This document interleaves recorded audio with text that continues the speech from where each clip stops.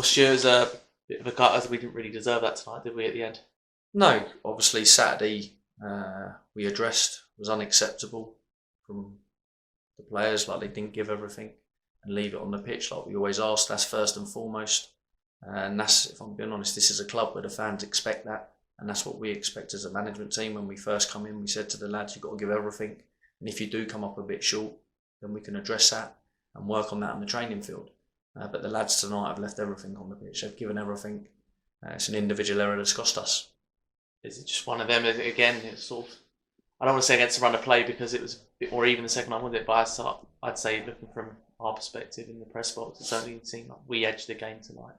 Yeah, I thought in the first half we were slightly the better team. I thought we looked a little bit more dangerous from set pieces than them. And then we come out in the second half, we said to the lads, look, we can't just do it for 45 minutes. You've got to roll your sleeves up now and make sure that we go dig deep for the second half and come out beyond the front foot. And I thought the lads come out, we played on the front foot. Then I had the best two chances of the game, a header that he just glances wide and an effort that he puts over the bar. But we were really positive.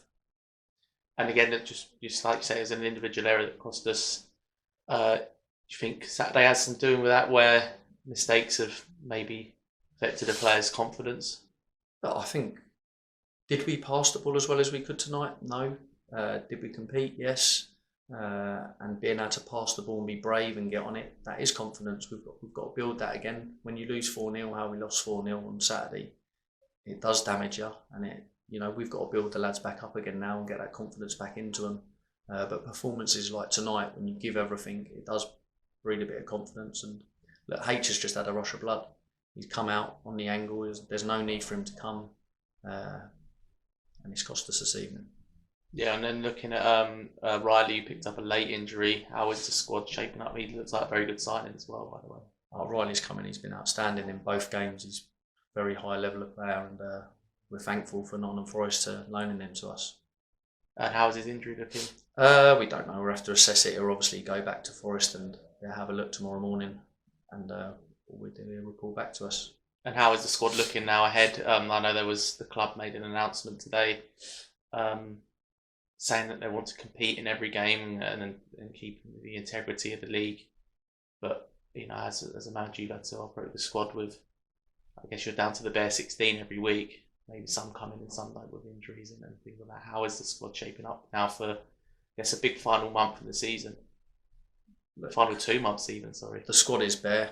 We've got a couple out injured that have come in on loan in Langston and Joseph. We are thin on numbers. The club have had to do what's best for the football club. We've had to furlough players, and that's just the way it is. Like we've talked about it, with no fans coming in and the promises of grants and stuff like that, we've got to make sure that our job as a management team is to make the team competitive with what we've got and make sure next season we can be competitive as well. And it will help, trying to save money where we can. Is some sacrifices being made now help us in pushing and having a proper go next season? Yeah, of course it is. Yeah, definitely. And then sort of looking towards, I know it's not actually been confirmed, but clubs seem pretty confident that there's no relegation this season. Does that play on players' minds and in the game where they know there's not so much, if they lose, they're not going to drop down a division? If I'm being honest with you, look, the lads should be honoured to be playing at the minute. There's hundreds of footballers out there not being able to play football. So we've still got the opportunity to keep playing football, and whether there's no relegation or anything, every time you cross that line, you should be giving your all. And that's how we see it as a management team. We're preparing the same as if there wasn't relegation. So that's how we expect the lads to prepare and be up for every game. And now we get a game another week to prepare, but it's a Tuesday night game.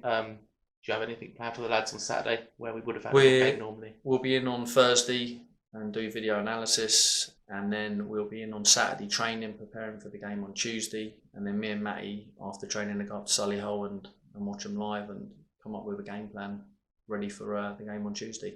And what have you made of them before actually going and seeing them yet? I know we haven't played them yet this season either.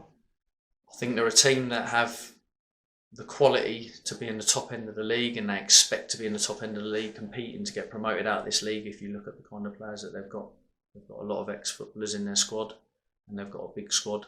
I think it's going to be a tough game. When I saw them, I went and watched them away at Notts County. They play 3-4-3. They're very big, physical, but they can also pass as well. They mix it up very well. Okay, well, thanks for your time, Stuart. Cheers, Chris.